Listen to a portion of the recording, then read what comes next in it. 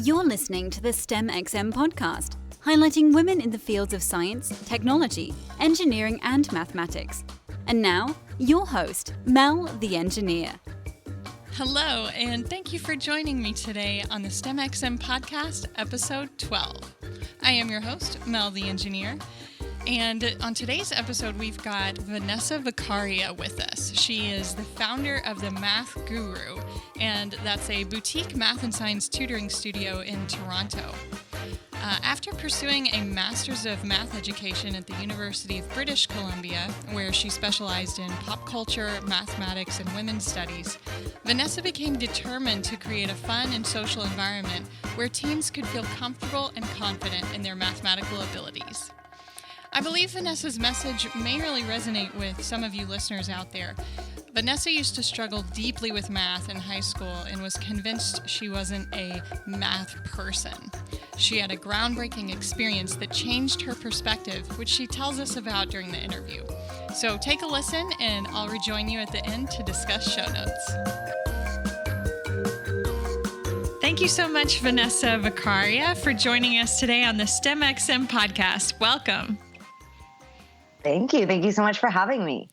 It's my pleasure. So I want to start off just talking about where are you from originally? Where did you grow up at? Toronto, like actual Toronto, not the suburbs, actual Toronto. Okay. And tell us about your experiences with math early on. Like, walk us through what it was like when you were younger. Okay, well, from what I can't really remember back, but I think I was good at math when I was younger. I don't know what happened, but I guess somewhere along the way, I sort of decided that I wanted to be an actress and marry Keanu Reeves. I had these whole these really lofty dreams. And I stopped caring about math. That's the first thing. But also, obviously in high school, things become a lot harder. So it involved a lot more work. And I guess I just didn't put in the work. I didn't have great teachers. I went to a school that was a really academic school. So they focused on if you're getting A's, awesome. If not, we don't really have time for you. So I failed grade 11 math once. And I think that was a combination of all of those things I just mentioned.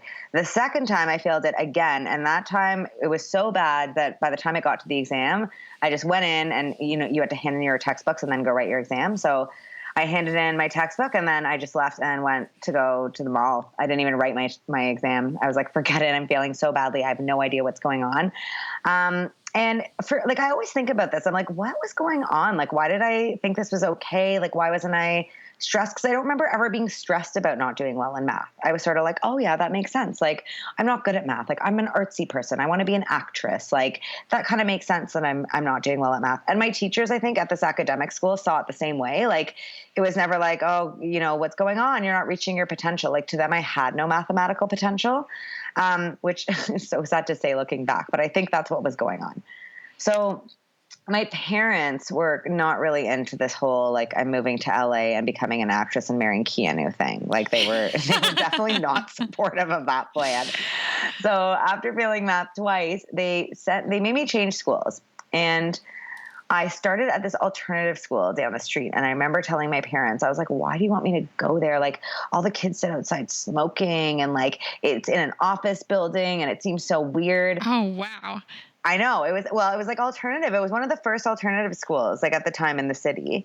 But I was like, sure, whatever. Well, I had no choice, actually. I was a teenager. So I go to the school, and it was nuts. It was this whole different world opened up to me. The school was very small. There were only 100 kids. All the teachers were called by their first names. It was so relaxed, not in the way that they didn't care about academics, but there was none of this oh no, we're really rigorous and academic. And if you're not doing well, then you don't have potential and you should, drop out of school. They all sort of believed there was no such thing as a math person or an artsy person. You're just a person and you're capable of doing whatever. And I remember sitting in my math class with my math teacher that year, who's now one of my best friends.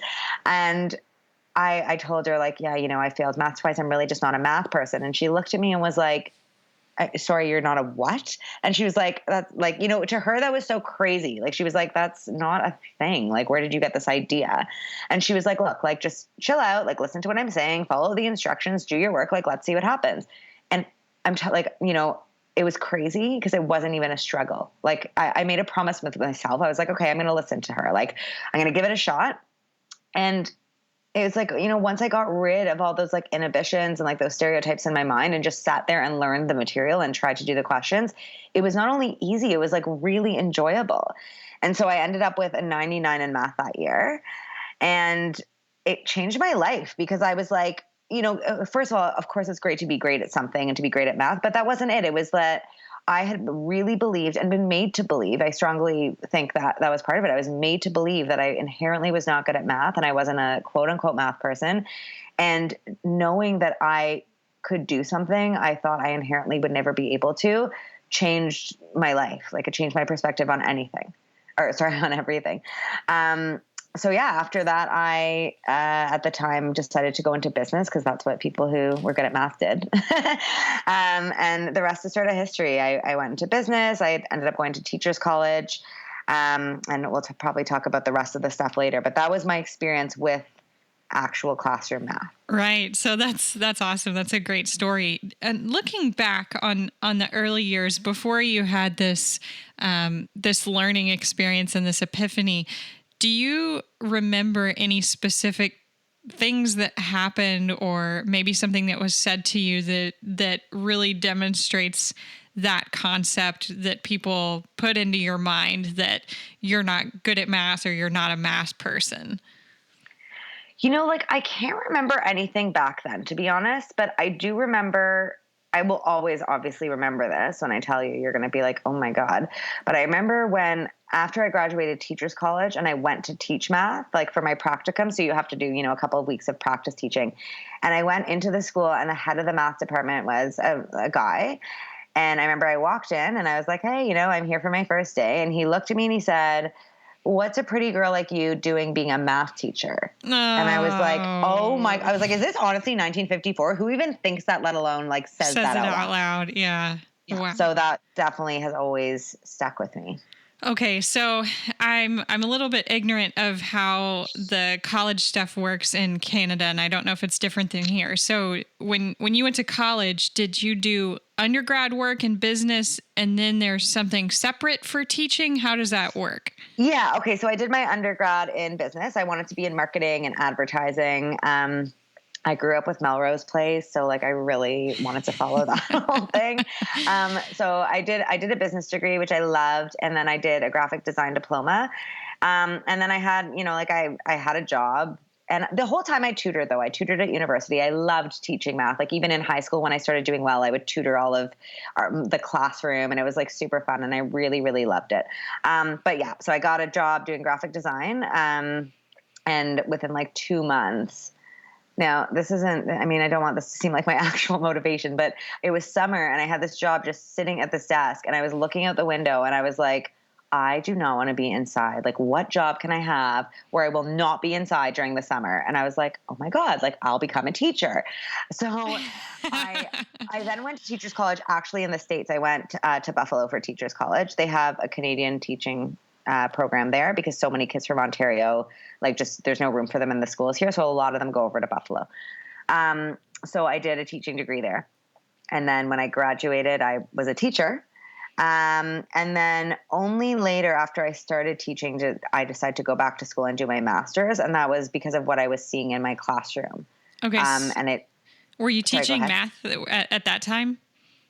Yep. So I was teaching math at a high school. It was during my practice teaching at the school where this guy had told me that I was too pretty to be a math teacher. So I was teaching high school math, and it was awesome, but also terrifying. Like, props to all the teachers out there. It is just so hard to manage a class of 30 teenagers. Yep. Like, it was and I'm not like a disciplinarian, so I would seriously stand at the front of the class being like, guys, like, please, like, this is so hard. Just listen to me. And all the girls would be like, guys, leave Miss B alone. And I was like, oh my God, I'm so bad at this.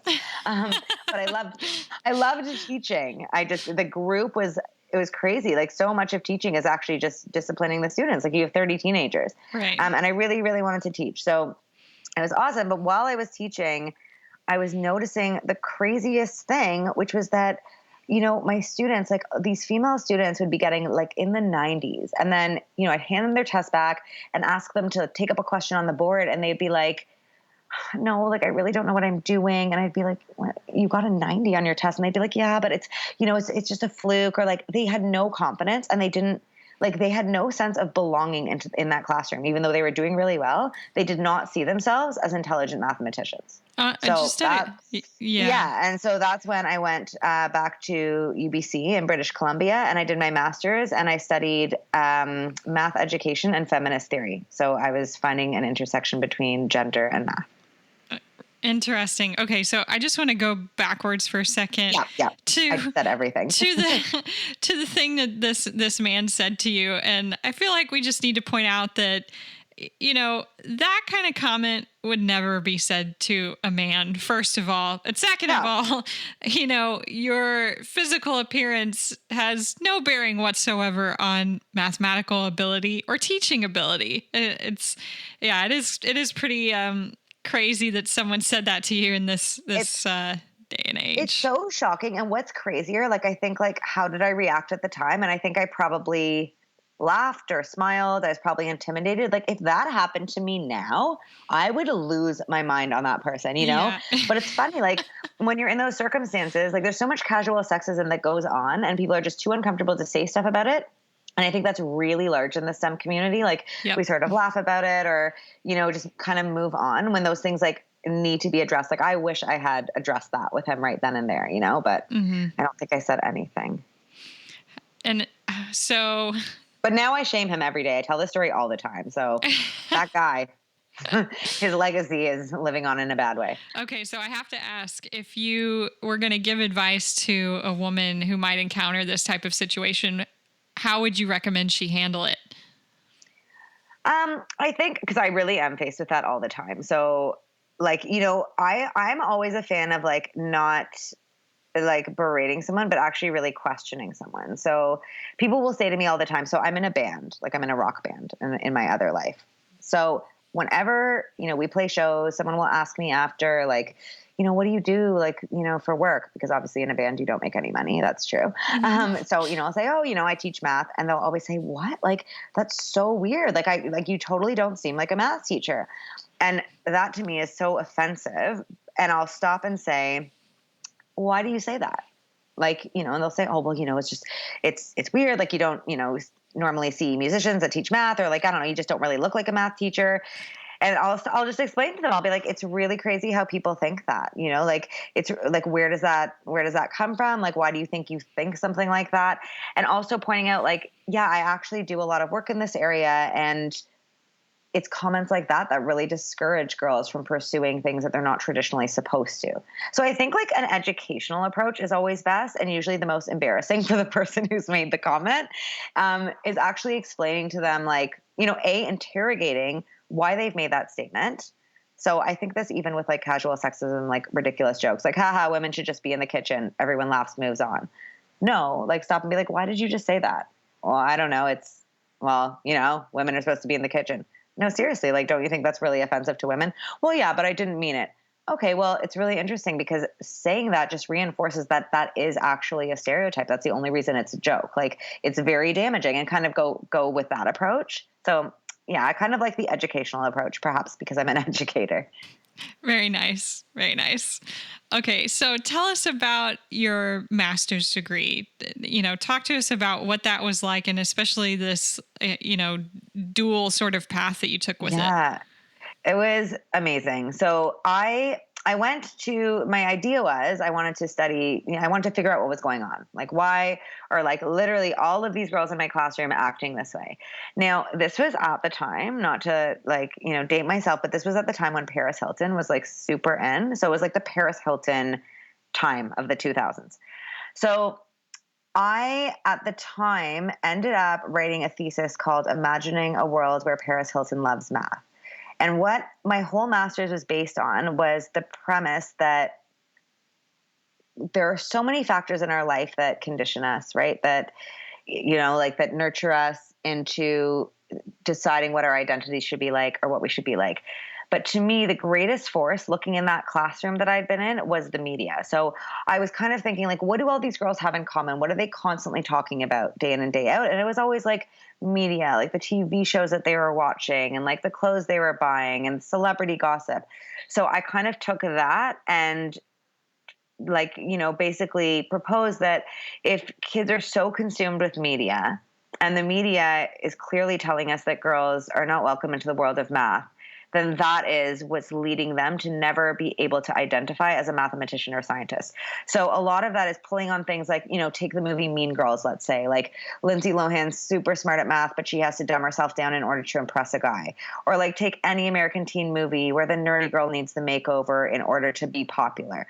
So there's so much stuff, like I could go on about this forever because it's so enraging, but there's so much stuff that, again, it's casual, right? Like no one's saying, I mean, some people are, but I mean, for the most part, it's very, very casual. No one's saying girls cannot be mathematicians, but the idea is in mass media, to be cool and to be accepted and to be popular, girls need to hide their intelligence. So part of all of that research was finding out how important it is for girls to fit in when they enter high school. And it's so, so important. Like there's so much research that shows that when girls enter high school, it's like, in grade 6, school is about school. Like all your friends are in the same classroom. You're learning. That's why you go to school. In grade 9, it's like this whole different thing, right? It's like you get there, kids have scattered to all different schools. And, they're teenagers, they're going through a lot, and their primary goal is to just fit in and not stand out and be cool. And like academics are really second. So if all that media pressure is telling you to be cool, what you have to do is dumb yourself down and, like never act too smart because then you need a makeover or like then the plastics will come after you, like that's what girls are going to embody. And that will prevent them from ever wanting to enter a STEM field or ever feeling like they belong in one or ever like wanting to belong in one, because if that means that you're then going to be unpopular and no guy is going to like you, et cetera, then it's not really worth the capital to them. Right. That's a really interesting perspective. And so your thesis, you got to combine, you're studying how to teach math, and then also this feminist aspect of it. That's real interesting. Yeah. And a lot of it was actually just incorporating what I learned through my marketing degree, because so much of it is talking about marketing and like thinking about how things are marketed. And like stuff you don't think about, like Forever 21 put out a fashion line a few years ago. It was a back to school line. And in the boys section, there were shirts that said like geek, nerd. In the girls section, there were shirts that said school sucks. School, by the way, was spelled with a K. Like they didn't even spell it right. So like school sucks. And then like, the famous one that I love, which was allergic to algebra. And I remember I posted it on Facebook and a bunch of my students commented. They were like, oh my God, that's so cute. I want it. And then immediately I wrote underneath and was like, do you guys realize what this is? Like Forever 21 literally wants you to wear a shirt broadcasting that you're stupid. And within 2 seconds, these girls were like, oh my God, like I'm going to buy that shirt and put an X through it. Like that's horrible. I'm tweeting Forever 21 right now. But it's again, that casuality, like just not like, oh, it's a cute shirt. Forever 21 is a trusted brand that I shop at. I like it. I'm going to wear it, instead of really looking at the message and then being mad about it, because kids want to be empowered. Like they do not want to be told what to do. And that was the most empowering part of my thesis, is realizing like now I use it all the time. Like I do workshops and conferences and present this to girls, because honestly, just telling them about it makes them really take a second look at what media is telling them, and they fight it, which is like the most amazing thing that has come out of my work. Very interesting. So at what age group do you speak to that are receptive to this type of message? It's usually like middle school onwards. So like grade 7 onwards. Okay. Yeah. But grade 7, they're just sort of getting a taste of what's going on, but they still, grade 7s now are so old. They're like the grade 9s of 10 years ago. So they're pretty mature and know what's going on. Like if you bring this stuff up to them, they're all watching the same TV shows and the same movies. Yeah. Yeah. Okay. So walk us through now, what did you do after your master's degree? So after my master's, before I went to my master's, after I taught at the school, I decided I wanted to go to India. So I went to India. But before that, I had to make money to go to India. And I was done my practice teaching, and I had a few months, and I thought, well, the easiest thing to do to make money since I've been teaching these classes and I'm leaving is to offer tutoring.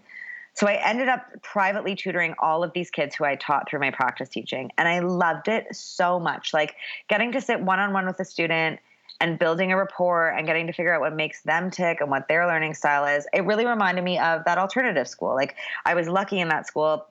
I had a small classroom. My teacher was able to tap into how I learned. So I tutored. So then I went to India, came back, did my master's, and when I got back... Wait. Tell us about that. So what was the trip to India? So what? Oh, India. I don't know. I just had it in my head. I really wanted to go to India.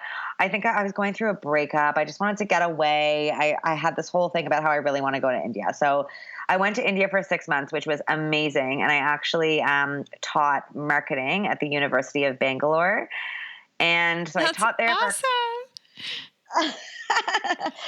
Is India on your bucket list? And maybe. It's just so great that you did that and that you stayed over there for so long and got to work there and everything. That's amazing. It was amazing, but it was such a learning experience. Like the working in India is like, I don't think I could actually do it. Like it's such a different structure. They were so disorganized. Like I would get to school and find out what my class was going to be that day. Like it was such a learning experience in terms of me being so set in my ways and having to try to adapt. And like, I learned a lot about myself. But it was great. I taught there and then I traveled for 4 months. And actually, so I've been there 4 times since. Like I loved it. You should go to India. It's literally amazing there.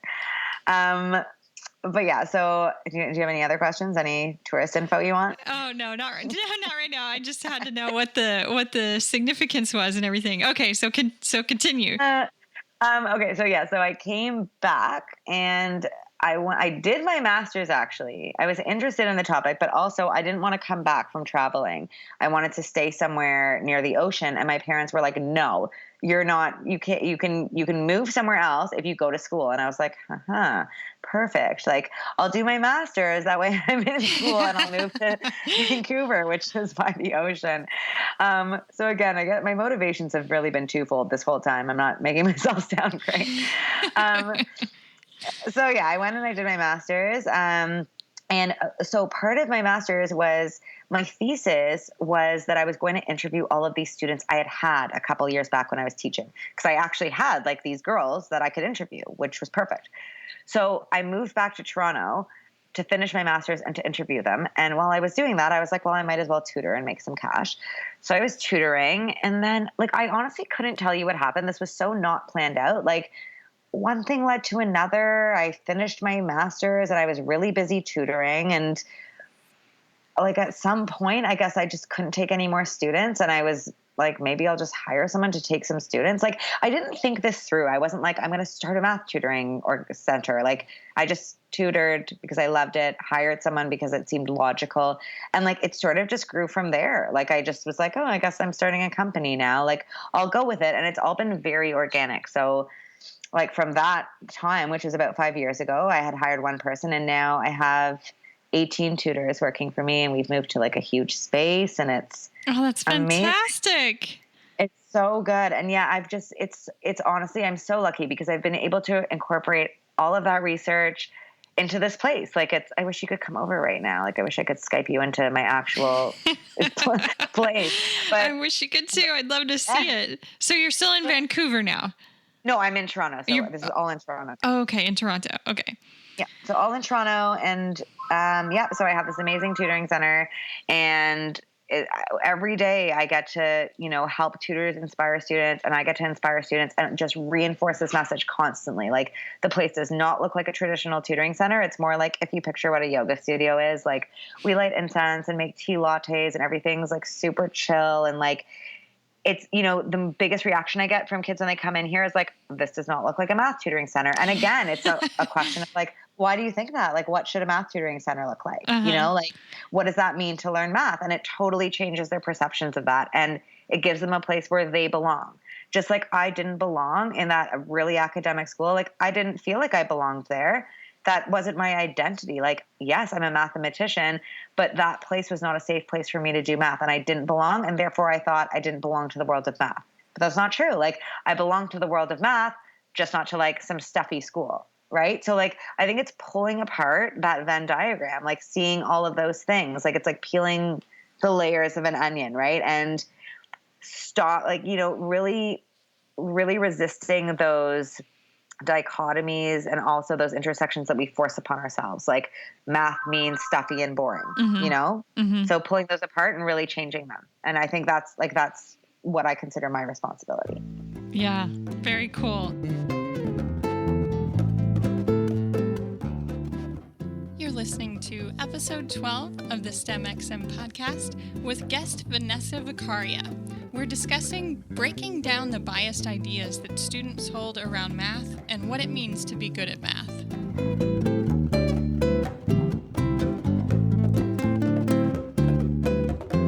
Okay, so talk to us a little bit about being an entrepreneur and a woman. And is there anything about building the business that has surprised you, like a certain struggle or obstacle that's kind of surprised you along the way? So it's interesting because I think unlike traditional entrepreneurs, I never made a business plan and had to find capital, and none of these things ever happened. Like I mentioned, it was completely organic. So, if I needed more space, I would get more space. I started with 1 unit in this building and now I have 3. If I needed more tutors, I would hire more tutors. So I've just sort of moved along with the demand. So in that sense, I haven't had the struggles of a regular business owner, I don't think. But what's been interesting is, definitely I came from a place where I just wanted to tutor and teach kids. And then I'm now in a place where I want to tutor and teach kids, but I have to run this whole business. So the struggles I've definitely found are things like, what had set me back in the classroom. Like, I'm not a disciplinarian. I don't really like to manage people, but that's what I'm doing. So I do have trouble, not getting people in trouble, but addressing when there are issues or when tutors need improvement or if they've done something wrong. That's kind of been my biggest struggle. I've always been shy that way. I don't like to be confrontational. So that's been a bit of a struggle, is just learning how to actually put my foot down and manage people, which is not something I'm good at. Other than that, honestly, it's been dealing with things you really don't expect to have to deal with. So for an example, this is horrible, but a couple of weeks ago, one of our tutors passed away suddenly in a car accident. And it was I was not the business owner I should have been when that happened. I freaked out. I hung up on the person who told me on the phone. I was you know what I mean? I was I never would have thought I had to deal with something like this. So it's being able to deal with those unexpected things and remembering all the time that you're the boss. I can't just revert back to I'm just me, running around, having a good time. It's as fun and as chill as the place is, I still have to take on that role. I still have to be in charge. I still have to be a leader. I still have to deal with these things, even if I don't want to. Mm-hmm. I think that's been the biggest struggle is not necessarily knowing how to deal with things at the time. I don't feel I'm necessarily equipped. Mm-hmm. I often find myself calling my mom or calling someone who owns a business and being how would you deal with this? I have no clue. Mm-hmm. But what's grown from that is just knowing there are so many people to ask out there. It's easy to get an answer. There are so many people that own a business. There's such a community of support. My mom apparently knows everything. That's also a good lesson. So yeah. Okay. So switching gears a little bit from you to your students, I wonder if you've seen this now, because you've been tutoring for a while, have you seen firsthand how getting this help with mathematics may have influenced the career path or the career decisions that some of your female students take? And what has that looked like? Yes, I'm so glad you asked. That is obviously one of the most rewarding things. So I've seen it so often. So the first thing is number one, I never believe that you need to pursue math or not drop math because you need to go into math. I believe kids need to do it to show themselves they can do something that they think they can't do. That's the main thing. So often it's not even necessarily that female students will go into a math related career. after getting the confidence and proving to themselves that they actually can do anything they want if they put their mind to it and like do their work and, whatever, they often they just one up themselves. Like they choose to apply to programs or to schools that they never thought they could get into, or they choose to go into programs that, at one point they might have been like, it's too hard, it's too much work, I won't be good at it. That's why I'm not applying to it. So that's been the first thing. But we've also had a ton of women who've chosen to go to med school, to go into sciences, a lot that choose to go into business because they now can because of the math, and a handful, not enough, but a handful that have chosen to go into engineering. That's my new mission though. So it's been incredibly rewarding that way. And I talk a lot at schools, and at workshops, at STEM events, getting girls geared to go into engineering, girls who think they might be interested but lack the confidence. And from that, I see so much growth. Like girls will email me all the time and be like, you've totally changed my mind. Like I want to do this, not because I believe I can, but because I want to be that role model for other girls. Like I don't want to be that person that doesn't go into it because I think I don't belong. So it's been really, really rewarding. It's awesome. Yeah. How do you get that reaction from them? What is the message that you're sending, or the story that you're telling when you do these presentations? Well, so a lot of it is like recapping my thesis in a format that's accessible to them. But the main message, if I could I'm trying to sum it up in one word, but I literally am such a rambler. That'll be really hard. But the idea is for, if you really look deep down inside, who and what has made you believe that you can't do something? And is that something that you really want to be, like a victim of? Like, do you, like when you sit here and you're like, no, I really don't like math, it stresses me out, it's, I'm just not confident. Is that something that you truly believe about yourself and want to believe? Or like, what if I could show you that wasn't true? Would that change things for you? That's like, I feel like I'm not putting in the right words. That's part of it, because really, really getting to the bottom of it for them will often, like, really honestly telling them, like, it's crazy. Like, you're not the only one. So many girls feel that they're incapable of doing math and science because of what the media has told them, and just because of society, like the societal stereotypes, what people say, how people treat you. Like, do you really want that to be the reason you don't go into math and science? Honestly. And most of them will, like, all of them, like, of course, like, who wants that? That's crazy, right? So just opening their eyes to that. And also, like, I feel a lot of it is explaining to them that if they choose to take the leap, like, they are setting an example for the girls after them, right? That I think is really empowering to them, and they want to be the person to do that. Like, they want to be the person to actually make that change in the world, because it's such a big change. I think a lot of people don't understand that. Like, one person going into, seriously, one girl going into most of these engineering programs would significantly raise the percentage. That's how low it is. Like, a female going into computer science in a program where there are literally 2 females, like, that's huge, right? So showing these girls that they can be that person is like, oh my God, like, I could seriously change the world. Like, it's a feasible and, like, pretty easy way for you as one single person to change the ratios.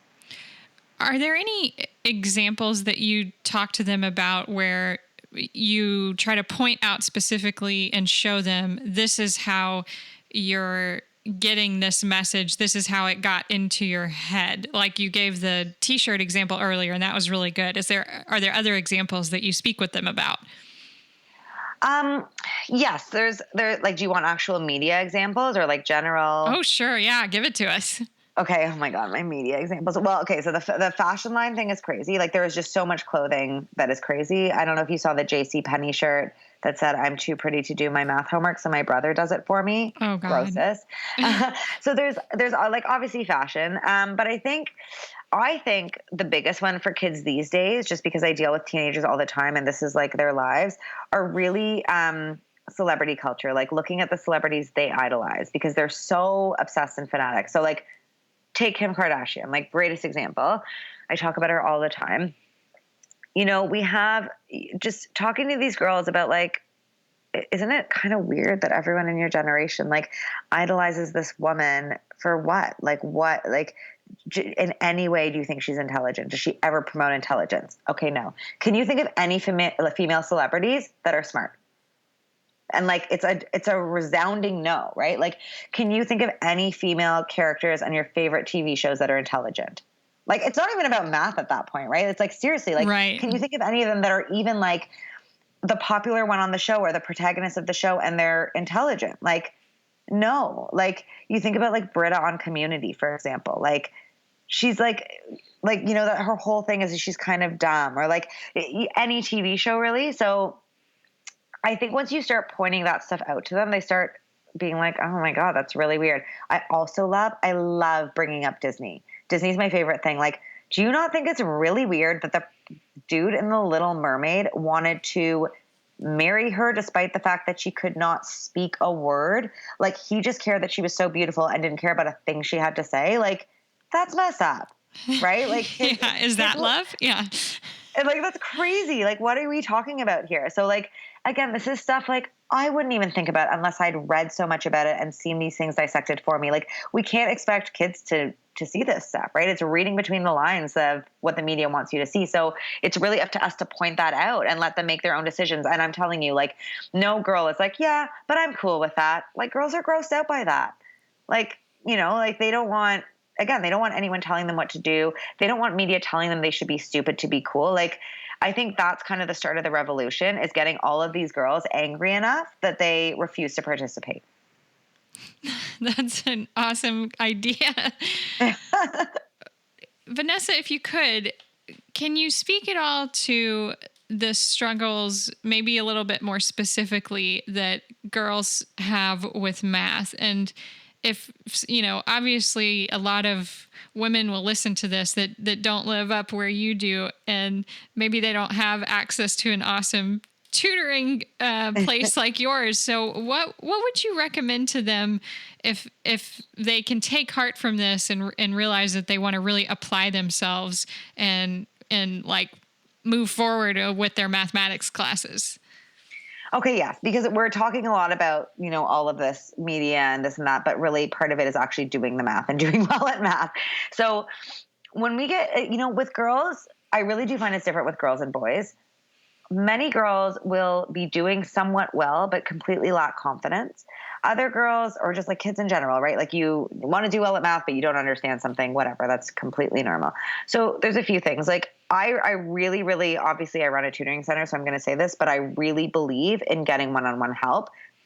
It can make the world of a difference. Like, it made such a difference for me to be taught in a small class setting. And really, like, your kid is in a classroom with like a bunch of other kids. The teacher cannot teach to every child, right? Like, the teacher's going to teach what they teach, and hopefully your kid will pick it up. And if not, like, there's only so much time they have. So seriously, I've seen kids go from 30s to 90s. Like, tutoring can make such a large difference. Like, you have one person sitting with your kid, teaching them how to do stuff. So really don't underestimate the power of that. If your kid is really like gung-ho about getting into engineering and they have like a 60 in math right now and don't know how they're going to do it, there is hope. So that's the first thing. The second is, and also like tutoring can be expensive. And so there are ways to do it. Like, find a private tutor that doesn't work for a company. Like, those are always cheaper. Find out if your school has a peer tutoring program. Like, those are usually free and awesome. And then,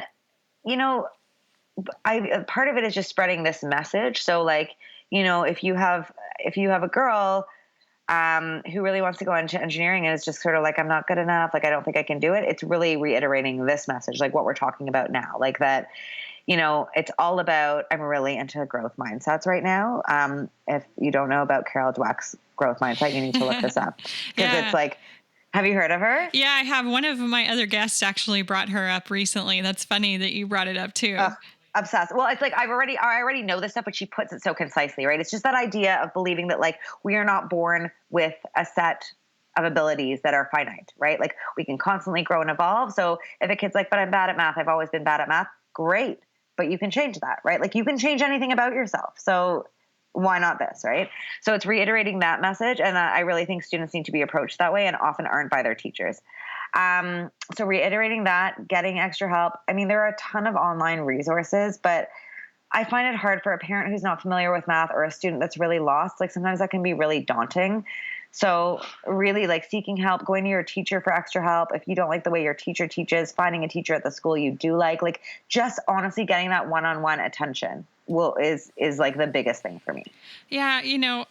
I guess I'd just like to add a little quick thing to that. And I completely agree with you. I used tutors, all through college to get through calculus and differential equations and even physics. I worked with, a classmate one-on-one who just had a lot more background there than I did. And it totally makes a difference. And I think there's an important message that comes with that too, that sometimes girls don't get, which is just because you learn differently, it doesn't mean that you're not good at it. It just means that you need to pick it up a different way, Exactly. Totally. And like, yeah, there's a sense of embarrassment that comes sometimes with getting a tutor and getting personal help. Yes. But you should really look at it like getting a personal trainer. Like, people aren't embarrassed to get personal trainers. It's because you're going to go to a gym and there are a million things there. How are you supposed to know what to do or what your body needs? Like, you have no clue. But here's this expert who knows exactly what to do because that's their job.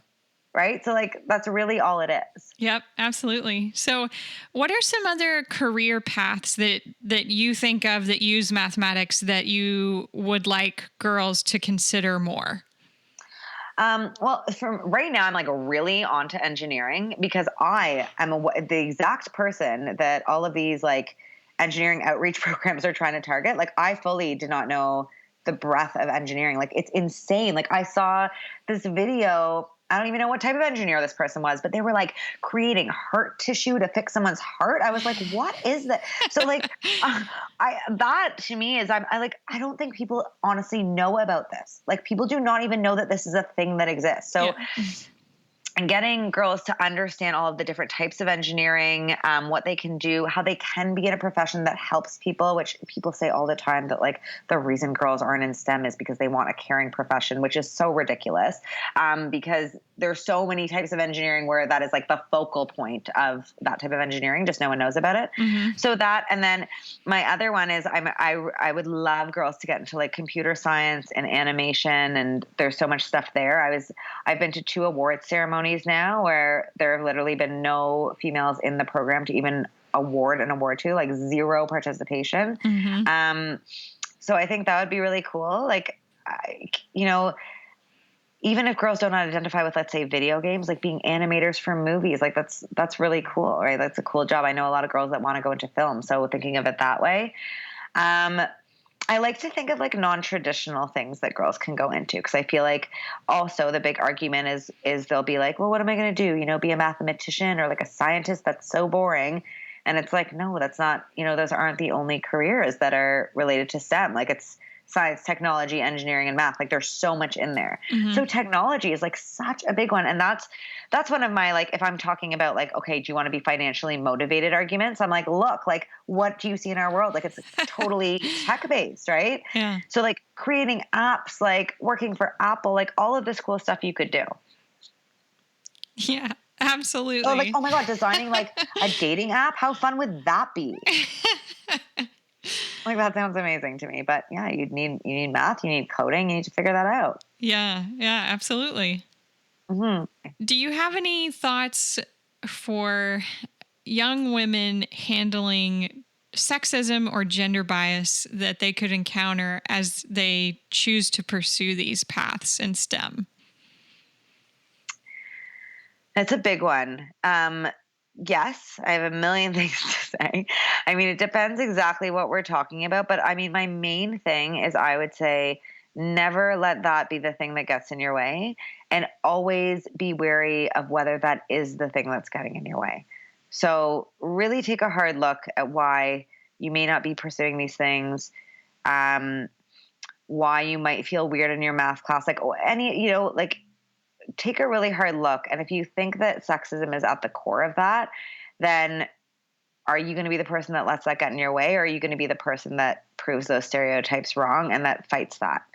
Like, I think the number one thing we can do, and I talk about this a lot, is like finding allies. Like, it's not only about the other women around you, it's about the men. So if someone is acting that way towards you or is sexist, like, call them out on it. Like, make sure that you're educating them and letting them know that what they're doing is wrong and untrue or whatever it is. And I mean, that can be really intimidating. So I'm not saying like, go punch every guy in the face that, makes you feel that way. But definitely don't let that be the thing that pushes you out of somewhere. Right. Absolutely. That's great advice.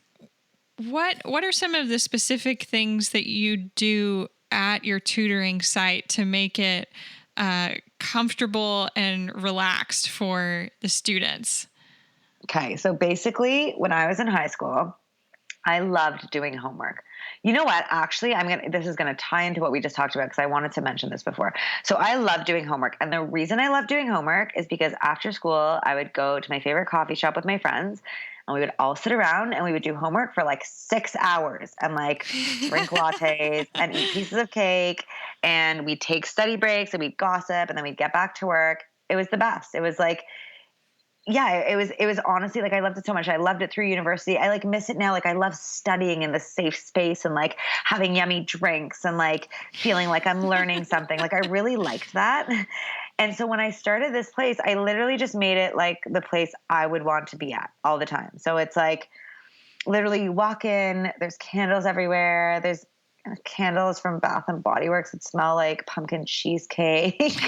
There's tea lattes. Like we have snacks. Everything's like super like nicely colored and like patterns because I bought so much stuff in India. So everything is like decorated with like Indian tapestries and like colorful stuff and like everyone like literally the rooms are filled with sounds of like people laughing and being like, oh my God, I get it now. Like it's like this like a very positive space where you come in and it's like warm and that's, I think it makes any kid feel at home. Like it's a very homey feel, but you feel like you're not at your home. You're at like your best friend's home. Like that's the vibe, So it like feels really safe and all the kids are there doing the same thing you're doing and everyone's learning. So you want to learn and like you're drinking this really yummy tea and like you just don't feel like the pressures of school, but also like all of the rules and all of the like, I'm not allowed to chew gum and like all of these bad associations kids often have with school. Mm-hmm. So I think that's like sort of the main thing. It just feels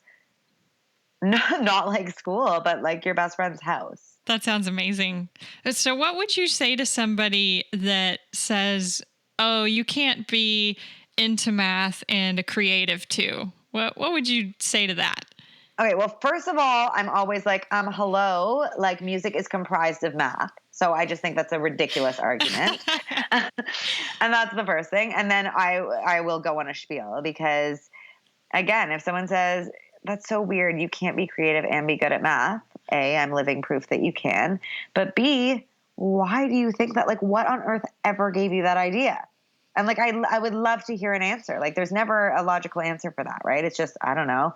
I just didn't think that. I've just no one ever met anyone like you. Like, well, cool. I'm the first of many people you're going to meet that are like that. And like, that's pretty much it. It's just asking them why and then telling them that they're wrong. Oh my gosh, that's awesome. Okay, so maybe one last takeaway that you want to give to young women out there. Okay, so I'm going to say this because I forgot to mention it when you were asking about what parents can do if their girls want to, get into math and feel discouraged. Number one, I think a lot of teenagers suffer from this, never be afraid of working hard. I have parents tell me all the time that their kids have to work for their marks. So they say this always about their daughters. Yeah, she gets really good grades, but she has to work for her marks. As though that's a bad thing, right? Like she should just inherently be this genius and like know how to find the derivative of 2x squared. Like what? She's not born that way, right? Like, so I always say to girls, never be afraid of working hard. Working hard is one of the most rewarding things you can do for yourself because seeing that the fruits of your labor are a direct result of what you put into them, like really makes you realize that the world truly is your oyster, right? You have the world at your fingertips. If you're willing to put work into it and persevere, you will eventually get where you want to go. I think that's fantastic advice. And I hope that as young women experience this, I want them to know that that translates over into other parts of life as well. That's it. Yeah, That's exactly it. Like teaching math for me is literally just a means to an end. Like, of course I love the math part and I want to encourage women to understand, but I want women to build their confidence and to realize what they're capable of. That's what the Math Guru is really all about. It's about helping teenagers realize that as long as they're willing to put the time and effort in, they can do anything they want to do. And once you realize that, like, you are the most powerful person in the world. So one last thing, I'm curious, where do you see your business going? How do you see your tutoring business in the future? Oh, I hate this question because I'm such a bad planner, and I've never planned anything, so I have no clue. I don't know. I have no clue where I see it. But I will tell you this. I see myself on the Ellen show in the next 5 years. That better happen. I've been emailing her literally every single day for a year and I've heard nothing back. But that will happen. Okay, Vanessa, it has been such a pleasure. You bring so much warmth and happiness to your talk and great advice. And I just really appreciate you taking the time and getting this message out, because it's so important to get young girls more comfortable with math and tackling problems and like you said, working hard to get the grade. It's worth it. So worth it. Thank you so much for having me. I really, really enjoyed this. Oh, it was my pleasure. Thanks so much for joining me today on episode 12 of the STEMxm podcast. It was great to hear from Vanessa. She's a real mathematics inspiration. If you have questions for Vanessa, you can reach out to her on Twitter. I put a link to her Twitter page in the show notes and along with links to the Math Guru website, Facebook page, and Instagram account. You can find this episode's show notes at STEMxm.com/episode 12. That's STEMxm.com/episode and then the number 12. I'd also like to read an iTunes review today. This came from a user named Chanel, and Chanel wrote, "This podcast is awesome. It really showcases just how valuable women are in STEM careers. I'm so happy Mel is highlighting these women and their jobs, helping those who might be considering STEM degrees or career changes. This show should be required listening for students in high school considering college." Thanks so much, Chanel, and to all you listeners out there, thank you for taking the time to download the show and listen to STEMxm. I really appreciate you.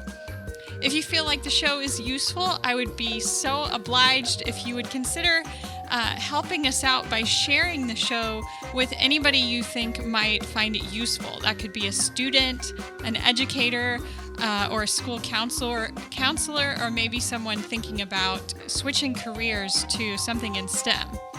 You can find links to our STEMxm social media at STEMxm.com/partner. A sincere thank you again, and I look forward to speaking with you in episode 13. This has been an episode of the STEMxm podcast. Thank you for listening. We would really love if you could pop over to iTunes and give us an honest, positive rating. It helps more listeners find us to learn about STEM careers. Thanks again, cheers, and we'll catch you on the next episode.